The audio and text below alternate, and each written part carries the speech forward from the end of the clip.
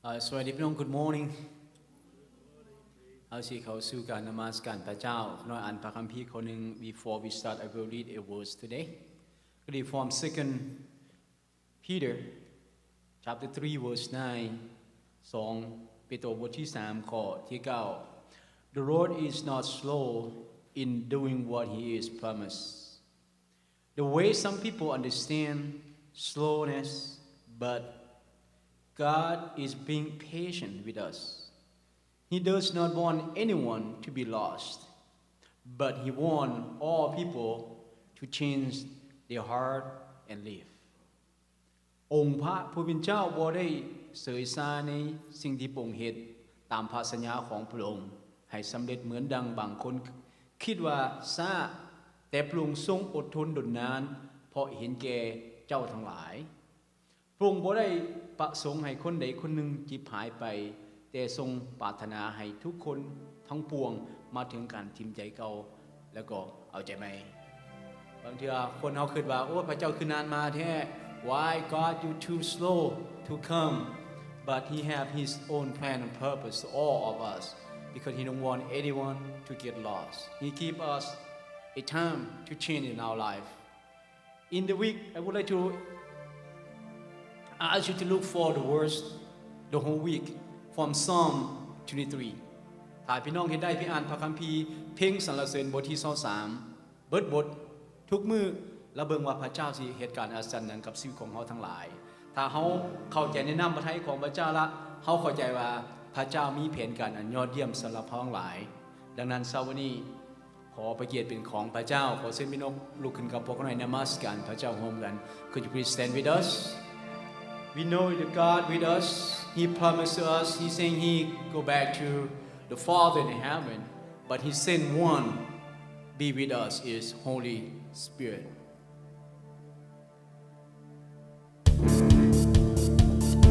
เอาสรรเสริญพระเจ้าเฮา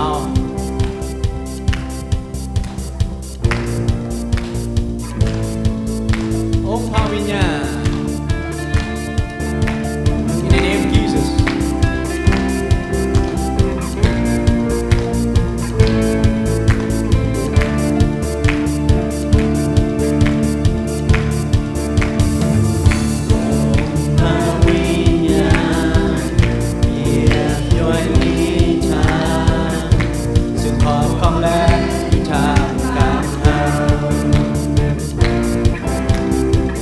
โ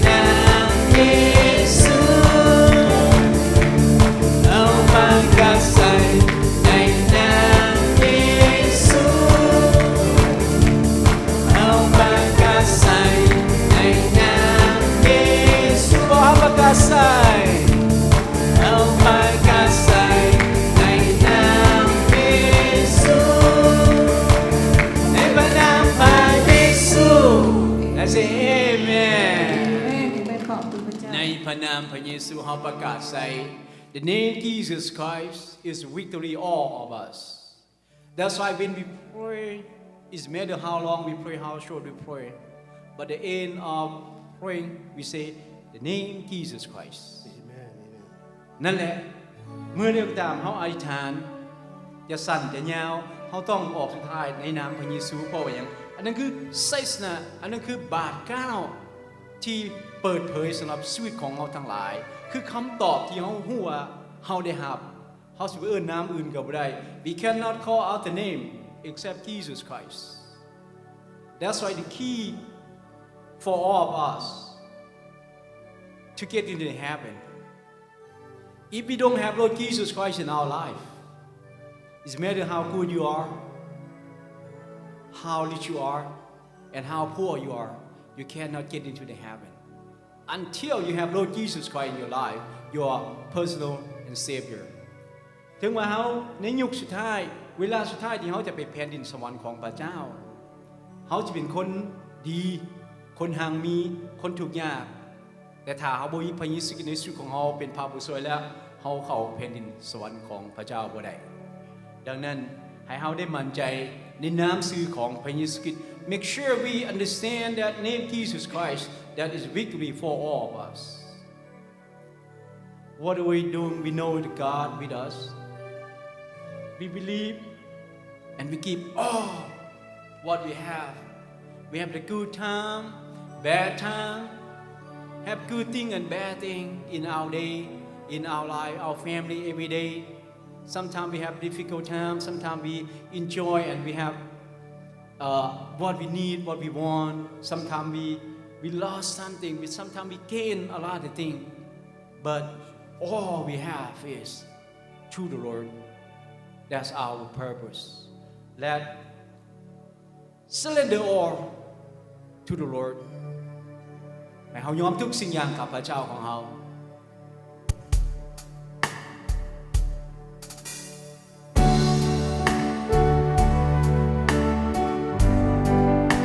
ในแผนการยิ่งใหญ่ของเฮาเล็กน้อยของเฮาให้เฮามอบให้กับพระเจ้า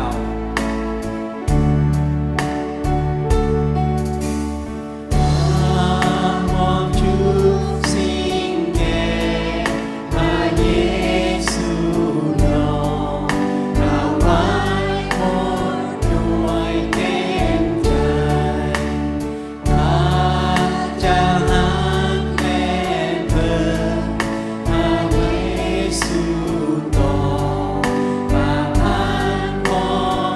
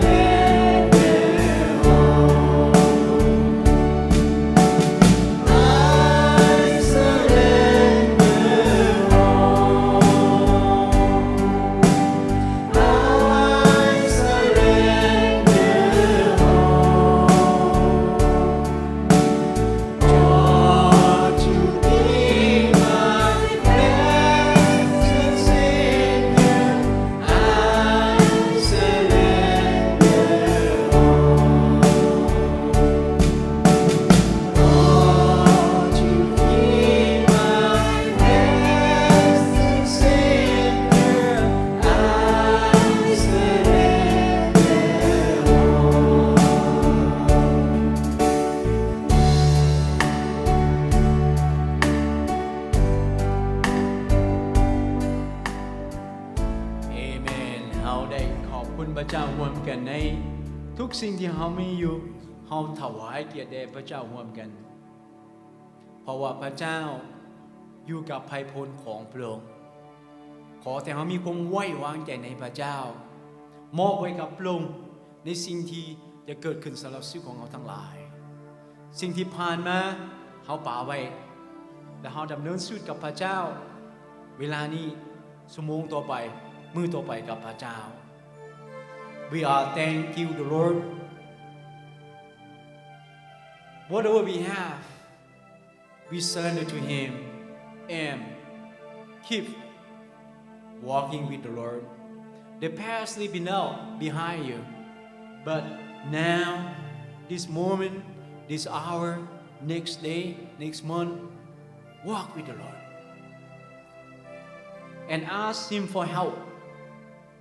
because he said he prepared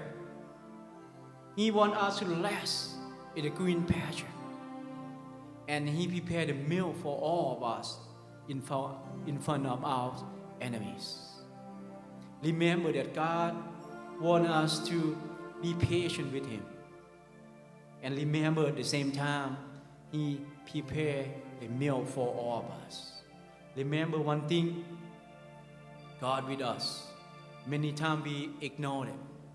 we thought like he far away from us but he say he with us in us inside of us that's why small thing big thing trust him trust his name trust what he doing for all of us let's sing one last song together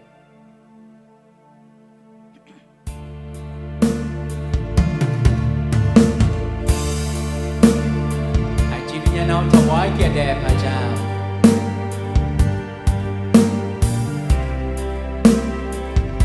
Jesus oh Jesus you can close your eye if you know this song let's sing it out and ask the Lord touch your heart and be yes open listen his voice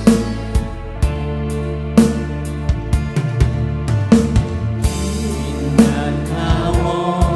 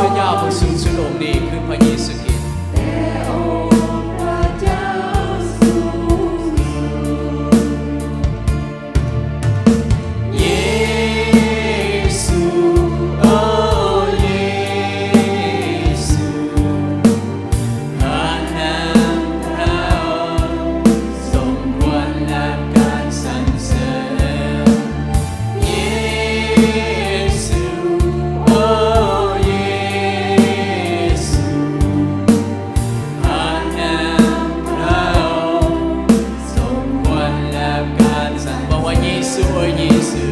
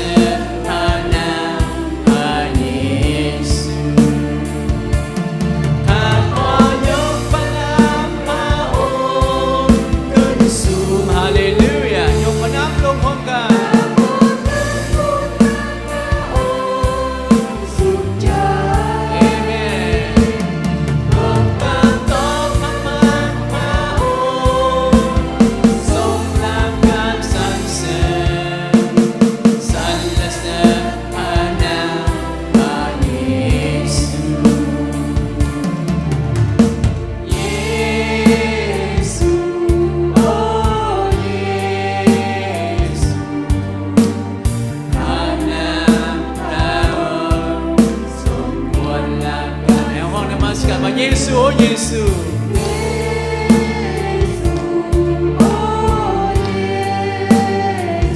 บอกว่าพระนามเด้อ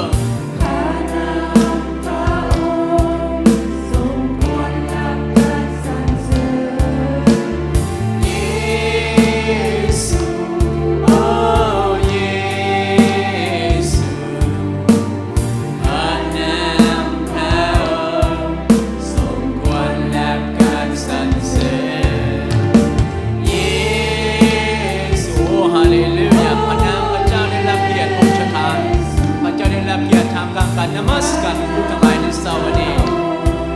สมควรรับการสรรเสริญข้าขอยกพระนามพระองค์ขึ้นสูง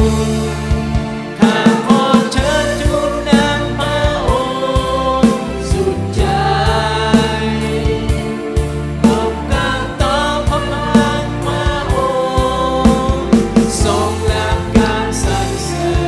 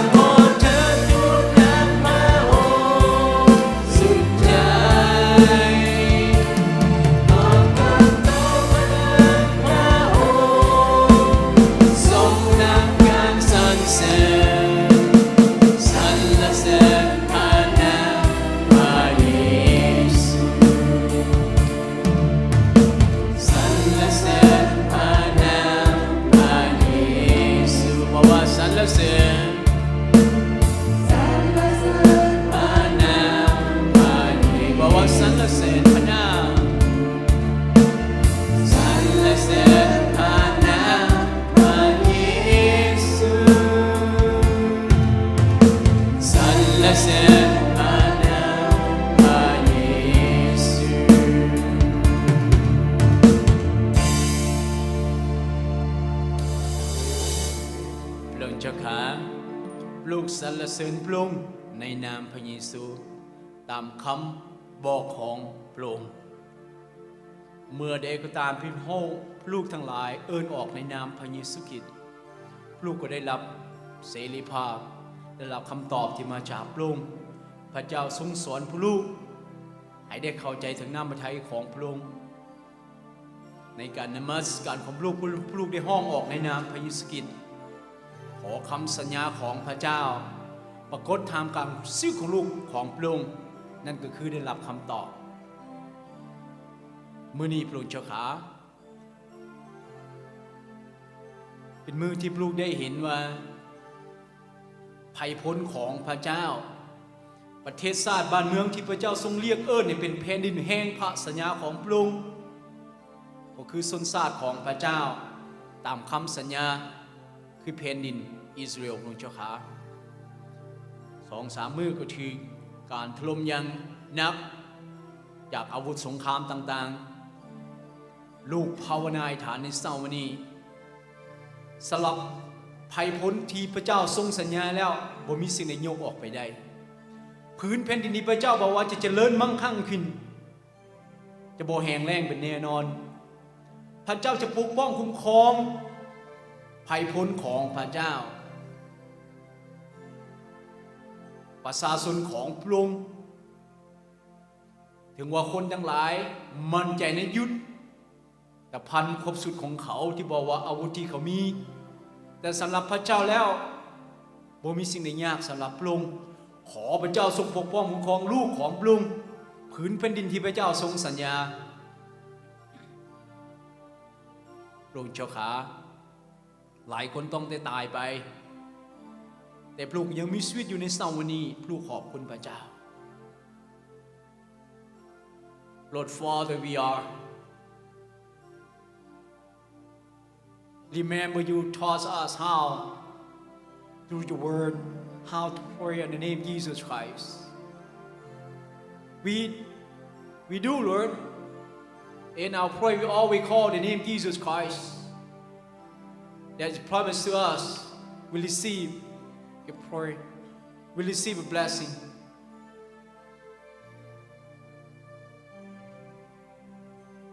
you are our God Lord you promise to us you will protect your people your land Lord been Cambodia until now Lord Father promised land you give to all your people it has been attacked Lord many people have to be died because of the war because of the weapon they have Lord but keep your promise take care of your people take care of the land you promised to all of us Lord Father this land of Israel Lord have been attacked so hard people didn't know they say they're good with the weapon not what they have but we pray in the name of Jesus Christ nothing else no one can touch your people no one can touch your land because you already saying that's yours thank you Lord we pray for our brothers and sisters keep them safe Lord thank you today we still alive here at church at your house to worship you Lord Father but our brothers and sisters have difficult time Lord keep everyone safe thank you for today thank you for your blessing Jesus name pray let's say amen ขอเชิญพี่น้องนั่ง you may sit before a message today we still have a special song today from our sister she will sing for all of us today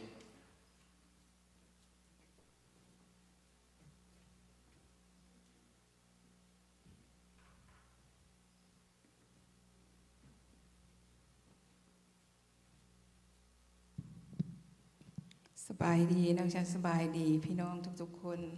กับวันนี้ก็ขออนุญาตพระเจ้า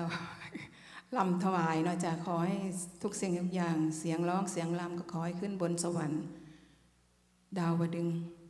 ด้วยเถิดขออธิษฐานในนามพระเยซูคริสต์เจ้าอาเมนในบทเพลงทางสิไปสวรรค์เนาะจ้ะ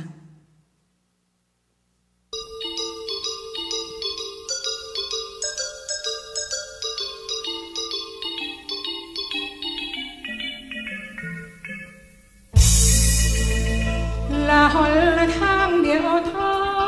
นั้นทางกลับไปสวรรค์ทางกังเขนนี่ละทางบ้านถาวรของเฮานั้นอยู่เมืองฝ่ายาสุเหลืองกังเขนแล่นเป็นตื้มเป็นทางย่างให้เฮาเดินอย่ามัวเพื่อหลงทางย่างลงจากเมืองฟ้า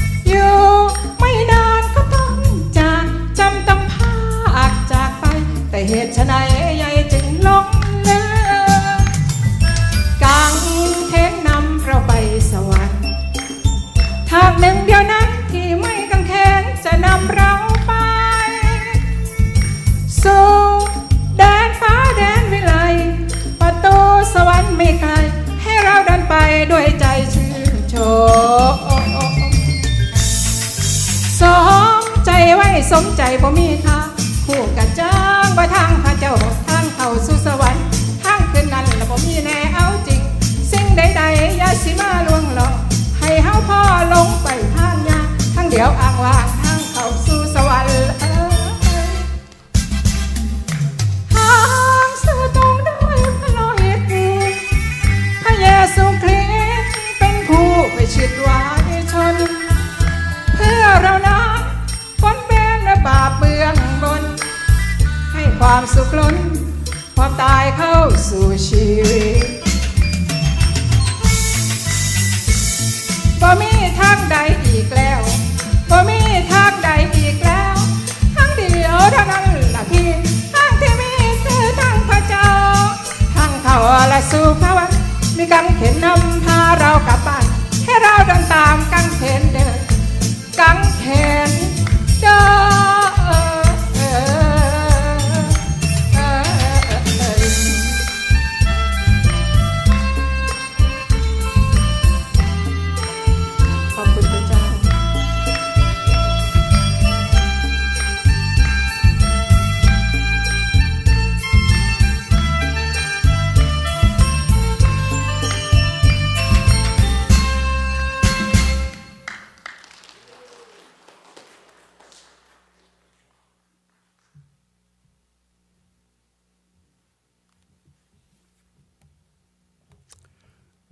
นักร้องอย่างนี้ข้าพเจ้าจะเอาเครดิตแทน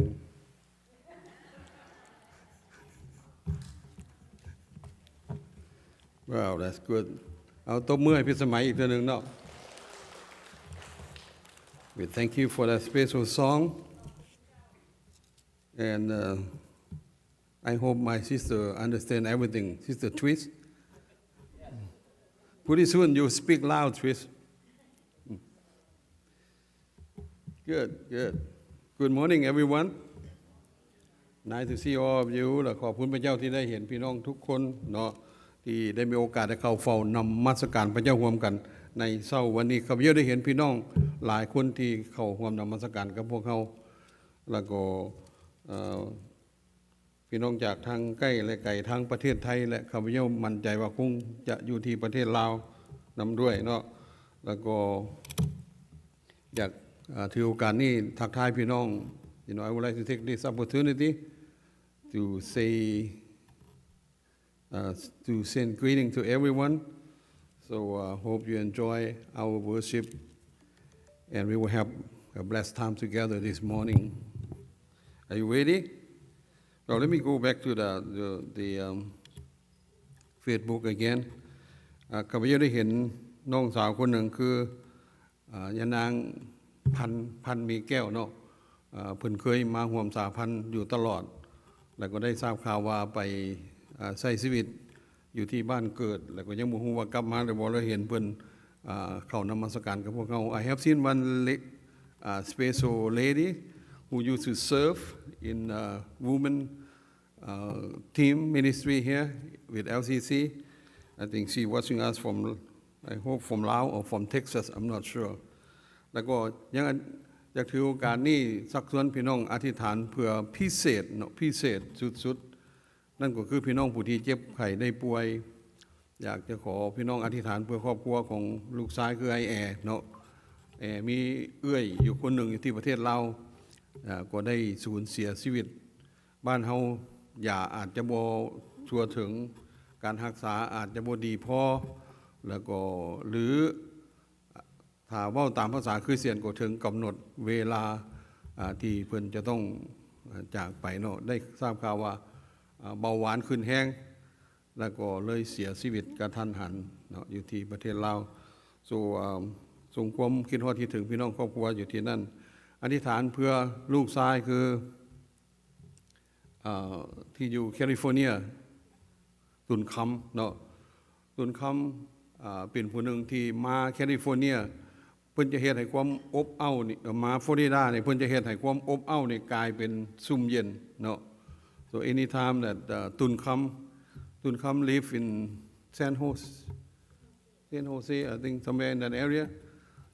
anytime he came to LCC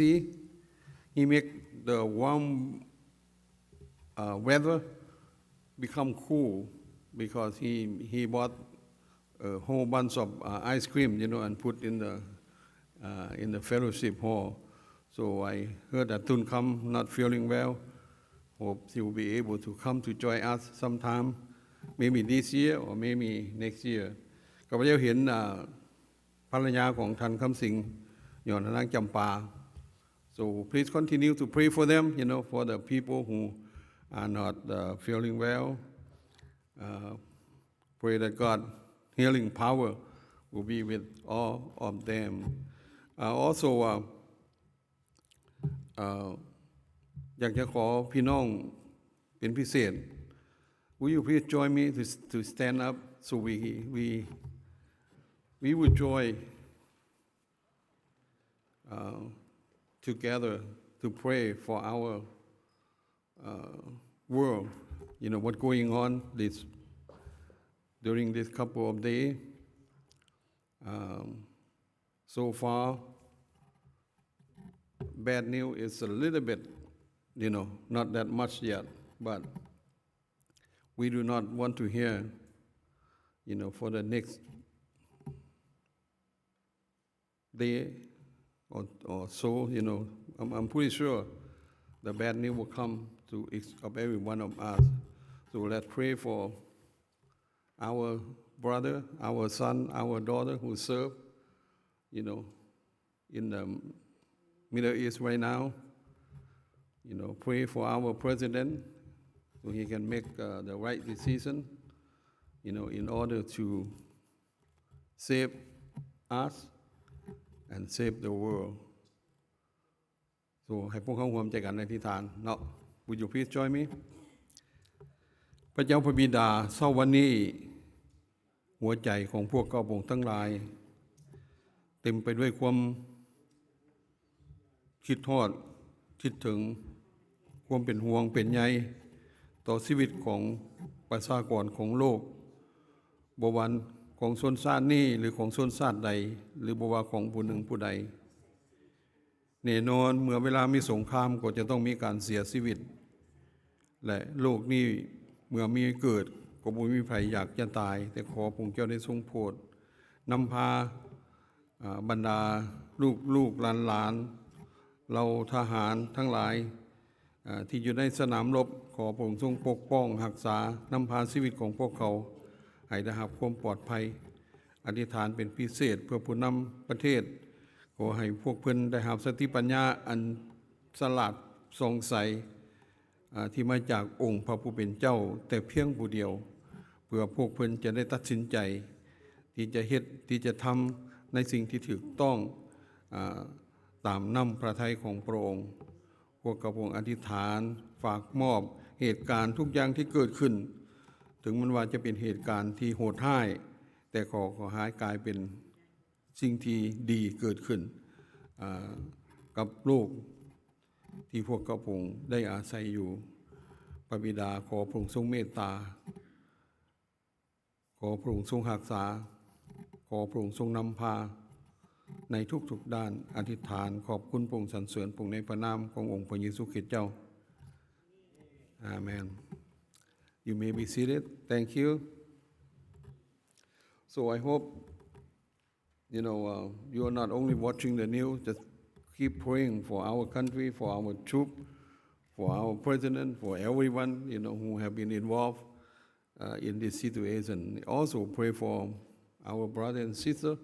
who live in Iran, in Israel and in any other country who are close to the situation right now. It's not a good situation. พี่น้องเคยอยู่ในสภาพนี้มาก่อนบ่ We Laotian people have go through this ourselves, right? When I was maybe 4 or 5 years, I run up and down to the bunker, so many times in my life. And so what happened in Middle East right now, that's what happened, what's going on right now. Well, you remember February is the month of love, right? I did not finish my sermon on love yet. ข้าพเจ้า ที่เขาเว้ากันว่าวันเดือนสองเป็นเดือนแห่งความหักและข้าพเจ้าก็ยังบ่ได้แล้วเนาะในบทเทศที่เกี่ยวกับเรื่องความหักจึงอยากจะนำเรื่องดังกล่าวนี้มาแบ่งปันกับพี่น้องอีก so if you have your Bible please turn with me to 1 Corinthians chapter 13 again 1 โครินธ์เนาะบทที่13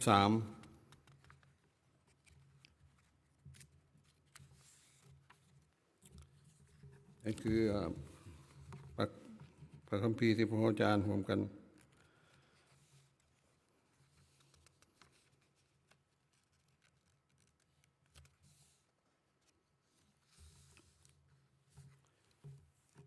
1 โครินธ์บทที่13I do not have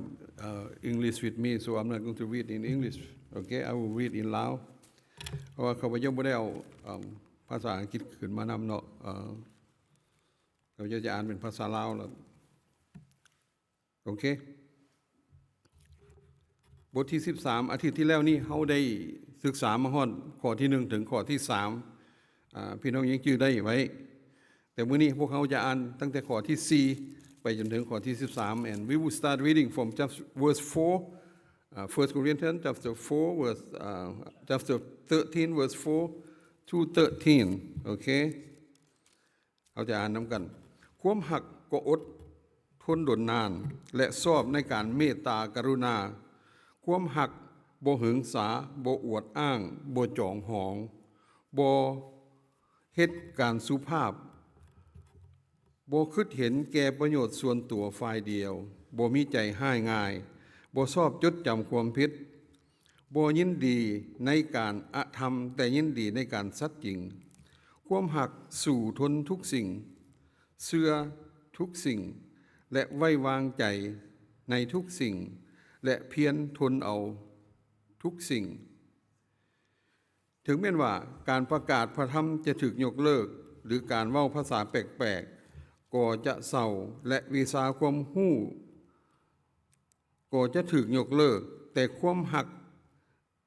ตั้งอยู่บ่ขาดจักเทื่อเพราะความรู้ของพวกเขานั่นก็บ่สมบูรณ์และการประกาศพระธรรมก็บ่สมบูรณ์แต่เมื่อความสมบูรณ์มาถึงความบกพร่องนั่นก็จะถูกยกเลิกเสียและเวลาเฮายังเป็นเด็กน้อยอยู่นั่นเฮาเคยอยากมีเฮาเคยปากและมีใจอย่างเด็กน้อยเคยคิดหาเหตุผลอย่างเด็กน้อยแต่เมื่อเฮากลายเป็นคนแก่แล้วเฮาก็เลิกอาการนั่นเสียเพราะว่าเดี๋ยวนี้เฮาทั้งหลายเห็นพอมัวเบิ่งเหมือนเบิ่งในแวน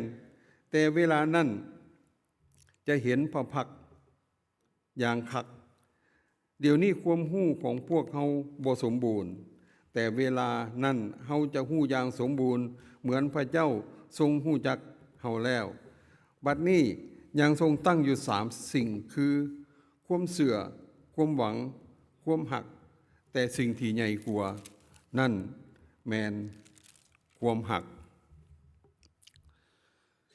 พี่น้องที่หักแพงข้าพเจ้าจะให้หัวข้อในบทเทศของข้าพเจ้าในมื้อนี้ว่าคุณค่าอันสูงสุดอาทิตย์ที่แล้วนี่เฮาเว้าถึงคุณค่าอันสูงสุดอยู่แล้วเนาะอาทิตย์ที่แล้ว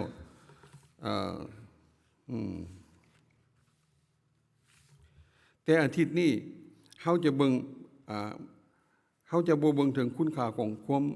อันสูงสุดแต่อาทิตย์นี้เฮาจะเว้ากันถึงลักษณะของความหักที่อาจารย์โปโลกล่าวถึงในพระธรรมคัมภีร์ตอนนี้โดยเฉพาะแม่นอยู่ในข้อที่4ถึงข้อที่7เนาะซึ่งมีอยู่ด้วยกันถึง15อย่างด้วยกันเป็นสิ่งที่สำคัญ so what I would like to share with you this time I will share with you about the principle of love Let me I forgot my thing here.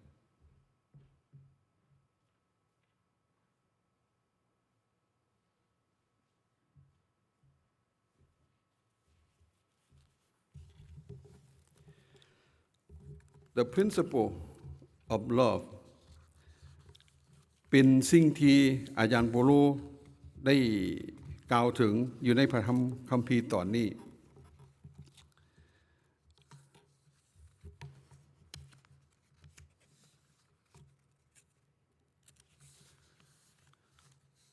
ความหักแต่ละอย่างที่อาจารย์โปโลกล่าวถึงล้วนแล้วแต่มีความหมาย All the love that Paul mentioned in this scripture they all have meaning ความหมายที่สำคัญที่เฮาได้เห็นในที่นี้เป็นการอธิบายถึงบุคคลที่มีความหักอย่างแท้จริงในชีวิตของตนคนใดก็ตามที่มีความหักแท้ที่ฝังอยู่ในที่มีอยู่ในจิตใจความหักของคนคนนั้นจะต้องมีสิ่งเหล่านี้ที่เป็นที่ผูกพันอยู่ในชีวิตของเขาอาจารย์โปโลได้ให้พวกเขาได้เห็นถึงอย่างน้อย15อย่างที่สำคัญที่สุดI already printed out I will give to you after the conference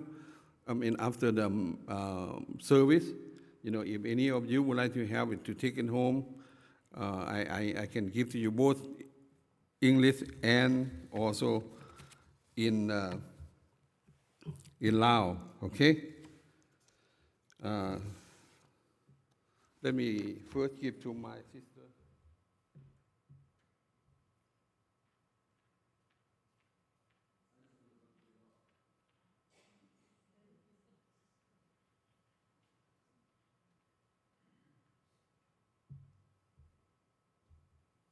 ตัวสำหรับพี่น้องผู้ที่อยากได้เป็นภาษาลาวข้าพเจ้าจะให้พี่น้องที่หลังเนาะโอเคข้าพเจ้าจะกลับคืนไปหาข้อที่4พี่น้องยังจำได้บ่ว่าอาทิตย์ที่แล้วนี่อาจารย์โปโลได้แนะนำพวกเขาว่าได้ในพระธรรมคัมภีร์ตอนนี้อาจารย์โปโลได้กล่าวถึงคริสตจักรที่เมืองโกรินโธ Paul have talked about the church in Corinthians about the problemเพราะว่าคริสตจักรที่เมืองโกรินโธ the church in Corinthians they emphasize in the wrong thing they emphasize on the special spiritual gift you know instead of the love of God so when they emphasize in the wrong thing the church get dividedคริสตจักรก็มีการแตกแยกเมื่อคริสตจักรแตกแยกสัญลักษณ์ของคริสตจักรนั้นก็เป็นสัญลักษณ์ที่บอกว่าเป็นคริสตจักรที่บ่มีความเจริญยังบ่มีความเติบโตขึ้นในด้านชีวิตฝ่ายจิตวิญญาณ so ถ้าพวกเฮาถ้าคริสตจักรขาดความหักบ่ว่าเฮาจะมีความสามารถเฮาจะมีพรสวรรค์อันยิ่งใหญ่ปานใดก็ตามคริสตจักรนั้นก็จะขาดความผูกพันกันเป็นอย่างดีในคริสตจักรเฮาเฮ็ดอันใดก็จะขาดความร่วมไม้ร่วมมือถ้าคริสตจักรหากปราศจากความหักดังนั้นความหักจึงเป็นจุดศูนย์กลางอันสำคัญ so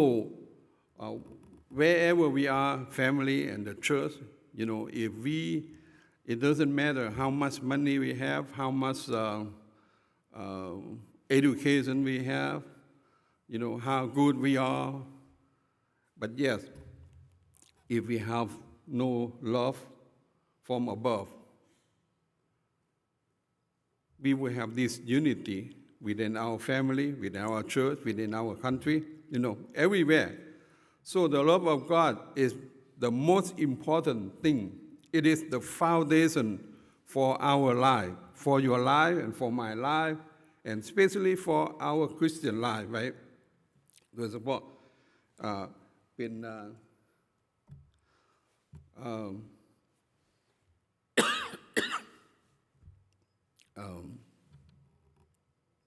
โดยเฉพาะพิเศษสำหรับเป็นคริสเตียนเป็นชีวิตของคริสเตียน you know I hope you bear with me I have allergy for a week and my throat is getting terrible. I hope I get it done today, okay? I may make it short. If I make it short, please forgive me. So sorry. So Paul do not want our church to be that way, right? To be the same as Corinthian. You know, we have a lot of expertise, but we have no unity. Where there is no unity, there will be no peace, you know, wherever we are. So let's go to the principle of the love that Paul shared with us. I printed out in English, and I told you I have translated this, and you can have it in Lao later on. Okay? มีอยู่15อย่าง There are 15 principles that Paul mentioned in this book. Number 1 เพิ่นเว้าถึงความหักเนาะความหักนั่นจะต้องอดทนดนนานความอดทนดนนานที่ใดมีความหักแน่นอนจะต้องมีความอดทนอยู่เมื่อ2คนอยู่นำกันปัญหาจะต้องเกิดขึ้นไว้แม้กระทั่งผัวเมีย ที่อยู่นำกันดนนานบางครั้งก็จะต้องมีปากมีเสียงบางครั้งก็ต้องoften time even your bowl and spoon clicking loud noise make noise แล้วเฮาก็มีปัญหาแล้วเฮ็ดใส่ค่อยบ่หรือเวลาเว้าก็เช่นเดียวกันหรือบางครั้งเฮาเว้าหยอกก็คิดว่าเฮาเว้าแท้แล้วก็บางครั้งเฮาบ่ได้ถือว่าเป็นเรื่องที่เป็นความจริงเฮาก็ถือเป็นเรื่องที่ serious แล้วก็ get angry และพวกเขาก็จะมีปากมีเสียงซึ่งกันและกันดังนั้นความหักจะต้องอดทนถึงแม้ว่าพวกเขาจะมีปัญหากันถึงหลายเท่าใดก็ตามเว้า บ่ค่อยฟังความปานใดก็สร้างแต่เมื่อมีความหักเฮาก็จะเกิดมีความอดทนแต่ความหักที่ประเสริฐความอดทนที่ดีที่ดนนาน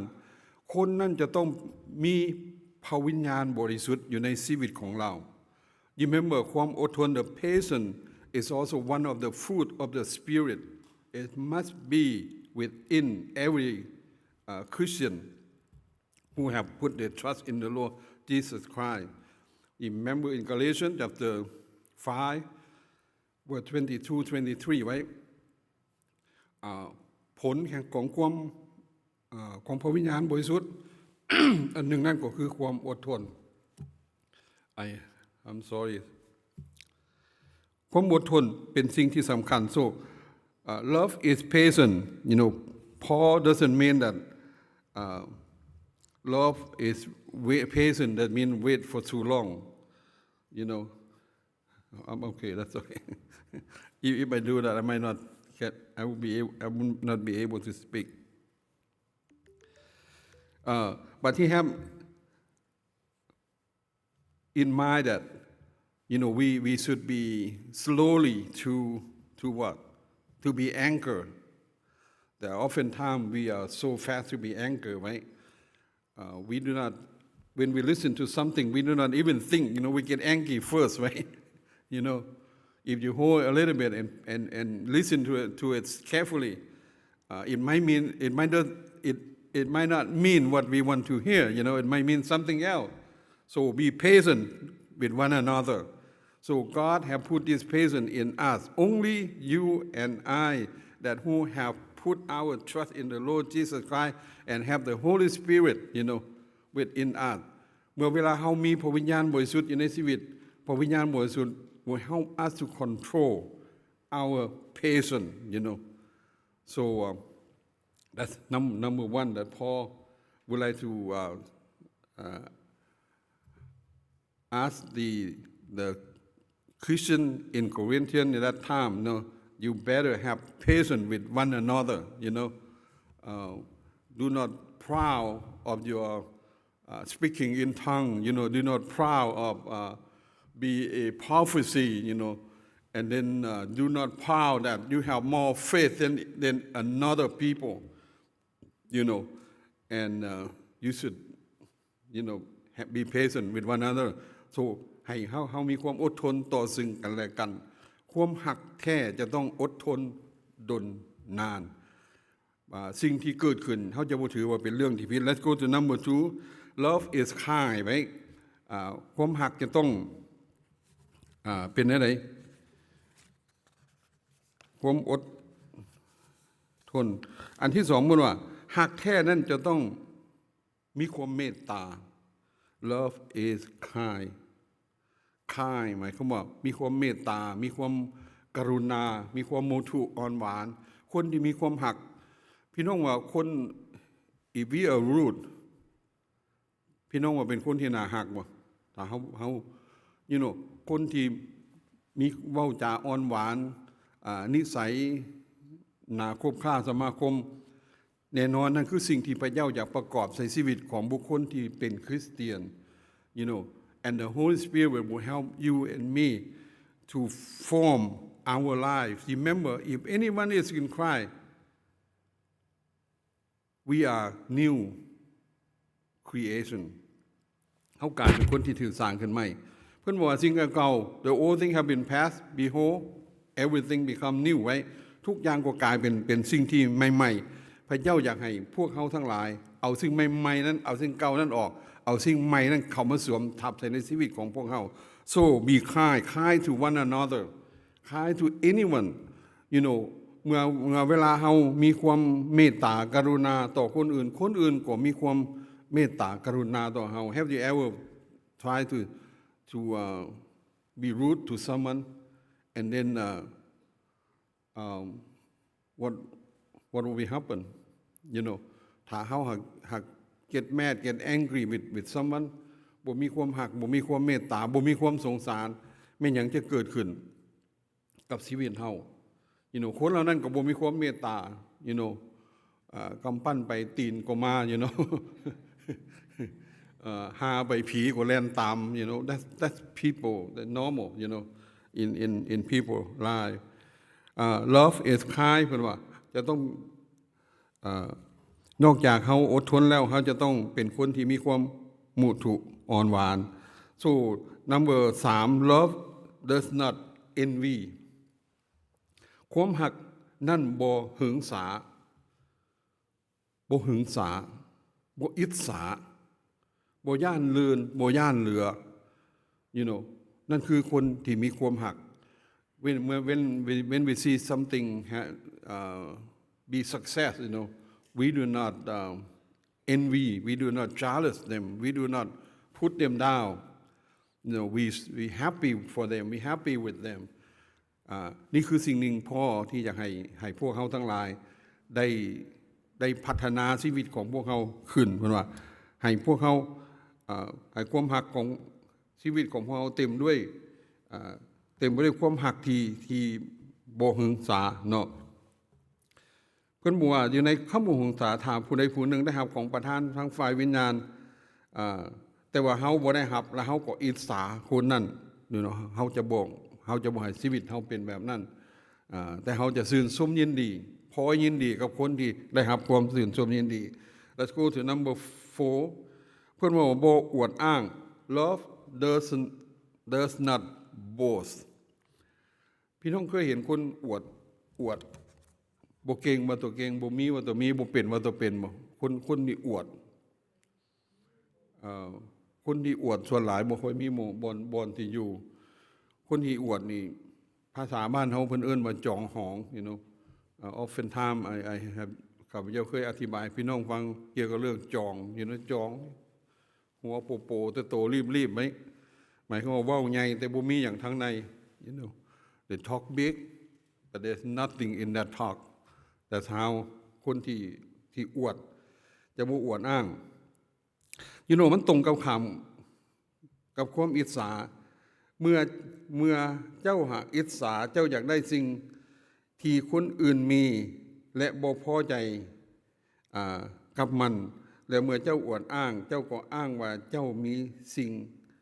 ที่พวกเขานั่นบ่มีyou know เฮาจะมัก อวดเขาจะมักอ้างแล้วก็เขาจะเบิ่งนำกันอีกตัวต่อไปในข้อที่5อันที่5นี่บอกว่าความหักนั่นบ่อวดดีมีจะบอกคนอวดดี Love is not arrogant or puff up เพิ่นว่าความหักจะต้องบ่อวดดีหลังจากที่ทั้งหมดที่อาจารย์โปโลได้กล่าวใน1โครินธ์บทที่4ข้อที่7เฮาได้เห็นว่าอันนึงที่คนเฮามักจะมีในชีวิตนั่นก็คืออวดว่าตัวเก่งอวดว่าตัวดีอวดว่าตัวมีสิ่งเหล่านี้เฮาบ่ควรเอาให้เกิดมีอยู่ในชีวิตของพวกเฮาคนใดที่ humble คนใดที่รู้จักถ่อมโตคนนั่นแหละเป็นคนที่น่าฮักไว้เป็นคนที่สุภาพเป็นคนที่น่าฮักดังนั้นเฮาอยากเป็นคนประเภทใดนี่คือที่อาจารย์โปโลได้อธิบายให้เฮาเข้าใจ so what kind of person should we put in our life and act into it so ข้าพเจ้าจะบอกอธิบายเพราะว่ามันมีฮอด15อย่างในพระคัมภีร์ตอนนี้อีกอันที่6คุณว่าความหักนั่นบ่แม่นความหยาบคาย Love is not rude หยาบคายนะมาถึงคำว่า rude ในที่นี้เนาะหยาบคายพี่น้องก็เห็นความหยาบคายว่าเว้าจาหยาบคายบ่เป็นตาหักตาแพงนี่เป็นสิ่งที่บ่สมควรที่จะให้มีขึ้นอยู่ในชีวิตของเฮาที่เป็นคริสเตียน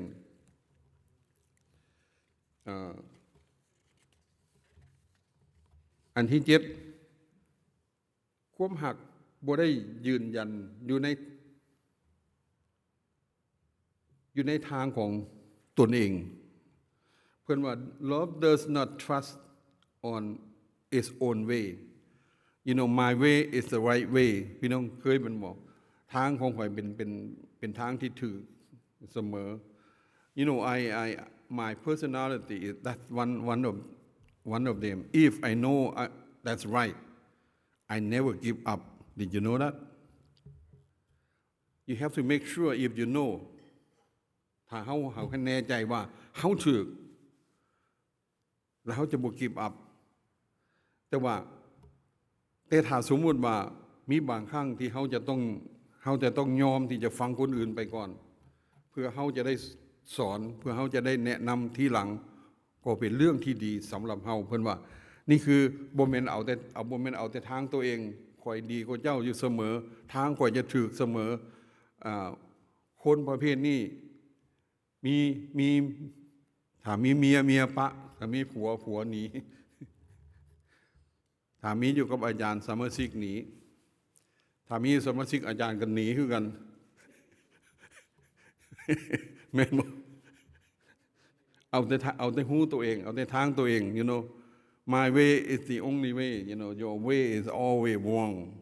so that's no good so ความรักที่แท้จริงจะต้องมีการยอมรับซึ่งกันและกันโอเค so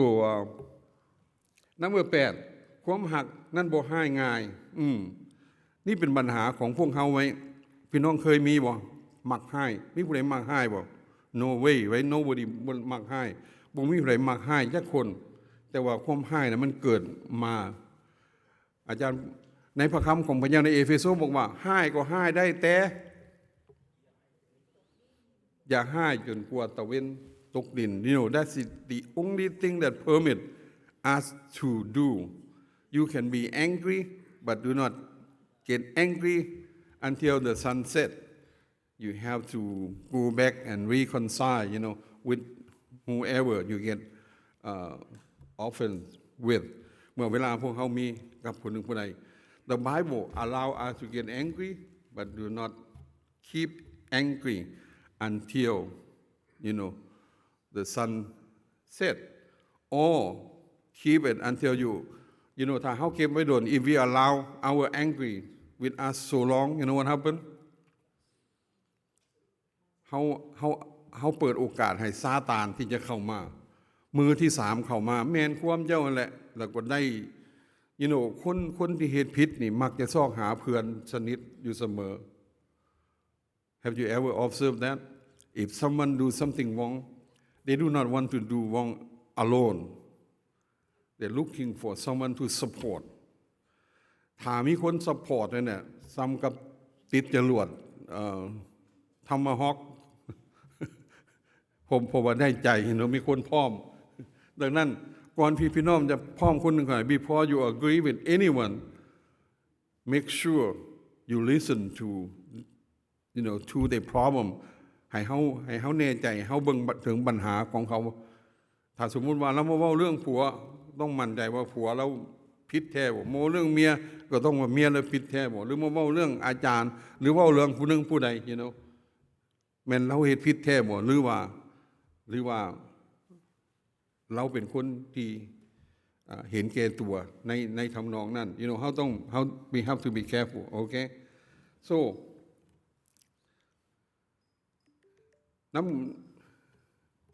เบอร์อะไรล่ะน้ำเบอร์8ไว้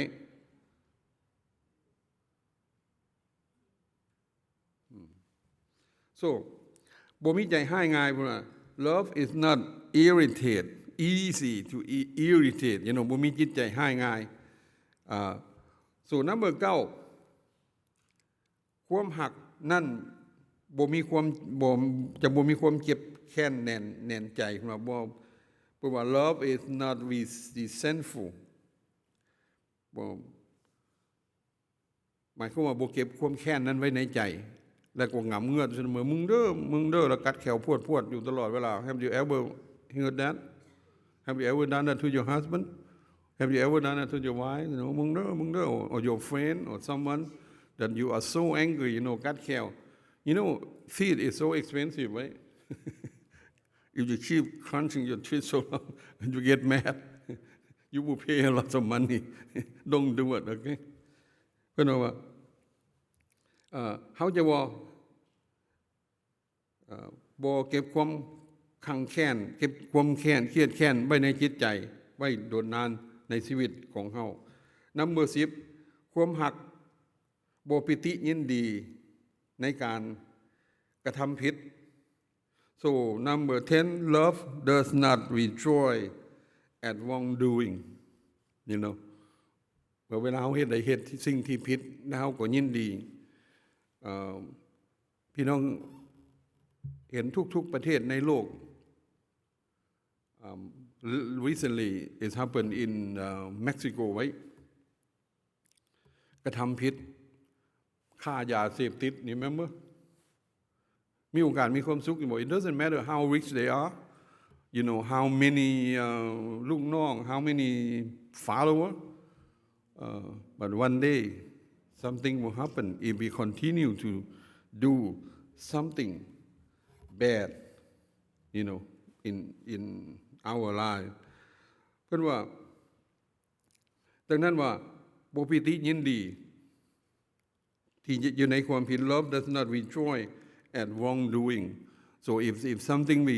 we know that is wrong admit it confess to the person who you do something wrong to confess to them and then you will be happy แต่คนที่บ่ยอมรับผิด it's her or his problem not your problemพี่น้องเคยยินคำนี้บ่โกรธคือโง่โมโหคือบ้ามันว่าพี่น้องเคยเห็นคนโมโหบ่ทุบโต๊ะทุบตังทุบไปหมดI remember one family they came to America her husband is so skillful he know how to fix the car motorbike and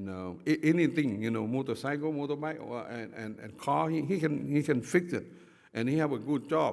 but his attitude is so bad when he get angry his wife and his children they're all crying and call me pastor would you please come to my home my dad he get drunk and get angry again and not only that TV and everything that brand new that he bought he moved it from outside and then he he run the car into it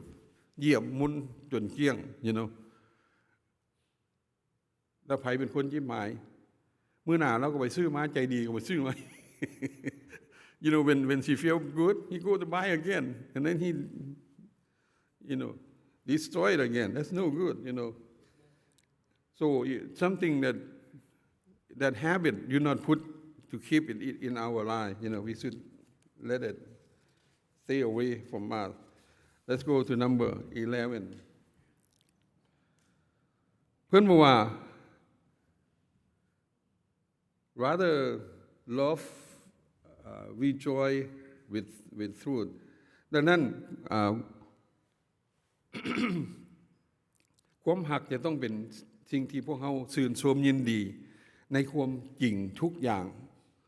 so instead of doing this bad thing you know หักความหักที่แท้จริงจะต้อง rejoice doing something good something truth you know if something is not truthful do not you know follow and keep doing it for our life it's not good for us not good for the people who surrounding us right so จะบ่มีสิ่งดีหยังสำหรับพวกเฮาอาจารย์โปโลอยากให้พวกเฮาเข้าใจในสิ่งเหล่านี้เพื่อพวกเฮาจะได้กลายเป็นบุคคลที่สำรวมเป็นบุคคลที่พอพระทัยของพระเจ้าและเป็นบุคคลที่อยู่ในโลกอย่างมีสันติสุขได้ you know Paul give this advice because he want you and I to live peacefully with everyone and not only that if we keep loving the Lord loving other we living on this earth we have peace and pretty soon we will die when we die after we die we go to heaven we will be with the Lord right because คำว่าความหักนั่นคือสิ่งที่ยิ่งใหญ่กว่าสิ่งทั้งหมดในโลกเมื่อมีความหักแล้วสิ่งใดๆก็สำเร็จได้เพิ่นว่าถ้าเฮาเฮ็ดสิ่งใดด้วยความหักมันสวยงามไปเบิดสิ่งเก่าๆก็สวยงามดอกไม้เหี่ยวมันก็ยังหอมเพราะมันเฮาดมด้วยความหักแม่นหรือบ่แต่เฮาดมด้วยความเกลียดชังดอกไม้มันจะสวยงามปานใดก็ตามมันก็ส่งกลิ่นเหม็นออกมาแก้ดังเฮาให้ได้ you know so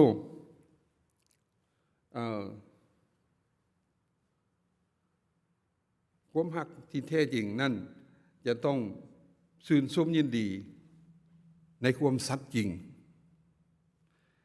number 12 ความหักจะต้องทนในทุกสิ่งนี่หมายความว่าอันใดก็ตามที่เกิดขึ้นเฮายังจะต้องหักมันอยู่เสมอเพิ่นบอกว่ายอมรับความหักนั้นยอมรับได้ทุกสิ่ง bear all thing you know หักยอมรับได้ในทุกสิ่งเฮ็ดทุกสิ่งในข้อที่13เพิ่นว่าความหักเชื่อทุกสิ่งหักได้ทุกสิ่งเชื่อทุกสิ่งไว้วางใจในทุกสิ่งในข้อที่14บอกว่าความหักนั้นหวังในทุกสิ่งและในข้อที่15นั่นเพิ่นบอกว่าอดทนทุกสิ่ง Did you see it from number 12 to number 13 bear all things with love if we have love we can bear all things number 13 love believe in all things number 14 and number 15 we have seen that love always hope and then love is always perspective you know มีความอดทนอยู่เสมอหวังเสมอหวังในสิ่งที่สำคัญในชีวิตของคริสเตียนอาจารย์โปโลบอกว่ายังมีเหลืออยู่3สิ่งในชีวิตของเฮาในฐานที่ได้เป็นคริสเตียน3อย่างนี้จะต้องมีเสมอ Number 1 we have faith in the Lord all the time you know คนที่มีความเชื่อสามารถเฮ็ดอย่างใดเราเฮ็ดโดยความเชื่อเราจะเฮ็ดด้วยความมั่นใจแม่นหรือว่าอันที่2มีความหวังเราเฮ็ดอันใดก็ตามถ้าเราเฮ็ดด้วยความหวัง you know พี่น้องฮู้ว่าเวลาคนไปเฮ็ดบุญเฮ็ดศีลกินทานหยังก็ตามเขาหวังหยัง หวังจะมีความสุขหวังจะได้รับพระพรหวังมันตายแล้วจะได้ขึ้นสวรรค์คนที่มีความเชื่อก็ดีคนที่มีความหวังก็ดีจิตใจของคนนั้นจะมีความสุขและเฮ็ดหยังก็จะพบกับความสำเร็จif we do this two things in life if we do because of we have faith and number one because of we have hope we will commit our life into it and do it faithfully และเฮาจะเฮ็ดด้วยความตั้งใจด้วยความศรัทธาในชีวิตของพวกเฮาอย่างจริงใจบ่ว่าเฮาจะมาโบสถ์ก็ดีเวลาเฮาจะเชื่อในพระเจ้าก็ดีเฮาจะเฮ็ดนำคนอื่นเฮ็ดนำครอบครัวเฮ็ดนำคนอื่นเฮาจะเฮ็ดด้วยความมั่นใจเพราะเฮาเป็นลูกของพระเจ้าเฮาเป็นคริสเตียนพระเจ้าได้เปลี่ยนแปลงพระเจ้าได้สวมทับชีวิตของพวกเฮาด้วยความฮักและก็สันติสุขที่มาจากองค์พระผู้เป็นเจ้า So I hope this principle of love will help you to use and keep moving in your life and for sure you will be success and you will be blessed as well เฮาขอบคุณพระเจ้าสำหรับความหักที่พระเจ้าทรงมีต่อเฮาทั้งหลายตัวสำคัญที่เฮาควรเก็บเพิ่นบอกว่ามื้อนึงความหวังความเชื่อก็จะผ่านไปความหักความเชื่อผ่านไปความหวังก็จะหมดไปแต่จะเหลือไว้ตั้งแต่ความหักและสิ่งที่ใหญ่กว่าหมู่ทั้งหมดนั่นก็คือหยังความหักเพราะมันจะอยู่กับเฮาตลอดไปเป็นหยังเพิ่นจะบอกว่าความเชื่อหมดไปถ้าเฮาเชื่อว่ามื้อนึงเฮาจะได้ไปอยู่สวรรค์กับพระเจ้าif we believe that one day will be with the Lord forever the day that you are with the Lord forever your faith become truth เพิ่นว่าเดี๋ยวนี้เฮาเห็นพอมัวๆเฮาเห็นแต่ส่วนหนึ่งแต่ว่าเมื่อเวลาพระเยซูคริสต์จะเสด็จกลับมาครั้งที่2เมื่อเวลาไปพบกับพระเจ้าour faith our hope will be complete the only thing left มีสิ่งเดียวที่เหลืออยู่กับเฮาคือความหักจะอยู่กับเฮาตลอดไปด้วยเหตุนี้อาจารย์เปาโลจึงกล่าวไว้ในข้อที่13 in verse 13บอกว่าบัดนี้ยังเหลืออยู่3สิ่งคือความเชื่อความหวังและก็ความหักแต่สิ่งที่ใหญ่กว่าหมู่นั่นก็คือความหัก So put the love of God in your heart and let it flow to the other people. You know what will happen? The love that you let it flow it out from your life, it will flow it back into your life as well. ความหักที่เฮาให้ไหลออกไปแต่ถ้าพวกเฮาเอาความเครียดชังไหลออกไปมีหยังจะเกิดขึ้นความเครียดชังก็จะไหลกลับคืนมาสู่ชีวิตของพวกเฮาเช่นเดียวกัน So may God bless you if you continue to live in this life may the love of God is your character and be with you all the time God bless you all